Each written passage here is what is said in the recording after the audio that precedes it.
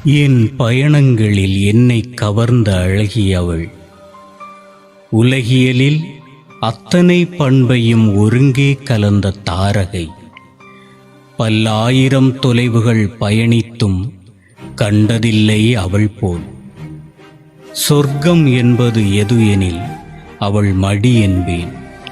அவளின் சுவாசக் காற்று என்னை வருடுகையில் அத்தனை பேரின்பம்.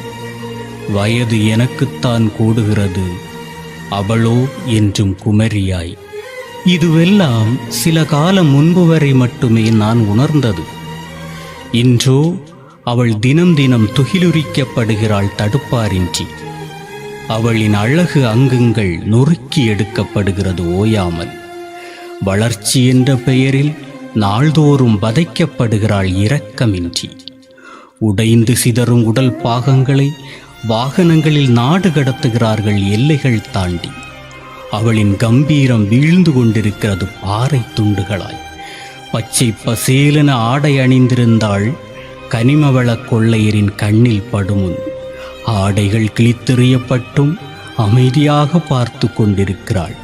ரணங்களினூடே சோக கீதம் வாசிக்கிறாள், யார் காதிலும் கேட்காமல். என்னை வதைக்கிறாய் என வருத்தமில்லை எனக்கு, உனக்காகவே வருந்துகிறேன். இனி புயல்வரின் எங்கனம் உன்னை காக்கும் அரணாவேன். இதுவரை பூகம்பங்களை கண்டதில்லையே, நீ இனி என் செய்வாய்? மேகங்கள் தடுத்திட மலைக்கரங்கள் இல்லையே, எப்படி மழை பெறுவாய்? நீ வளர்ந்து வாழ்ந்து விட்டாய், உன் குழந்தைகளுக்கும் தாய்மடி நான் தானே. மறவாதே மானுடா, மடிந்து கொண்டிருப்பது நான் அல்ல, உன் சந்ததி. கல்குவாரி பள்ளங்களில் என் இரத்தம் இன்னும் கசிகிறது. மழை இல்லாவிடில் அதுவேனும் பசியையாற்றும் குடிநீராய்.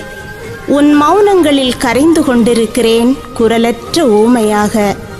வளர்ச்சி தேவைதான், ஆனால் அதற்கு வருங்காலம் வேண்டுமே. கல்குவாரி கையவர்களே, எனக்கோர் கேள்வி உண்டு உங்களிடத்தில். என்னை அழித்து அடுத்த மாநிலத்திற்கு விற்கிறாயே தயங்காமல், அங்குள்ள மலையழித்து விற்பனை செய்திட முடியுமோ உன்னால்? காத்திருக்கிறேன் பதிலுக்காய். முடியாதென்பதே உன் பதிலாக இருக்கக்கூடும்.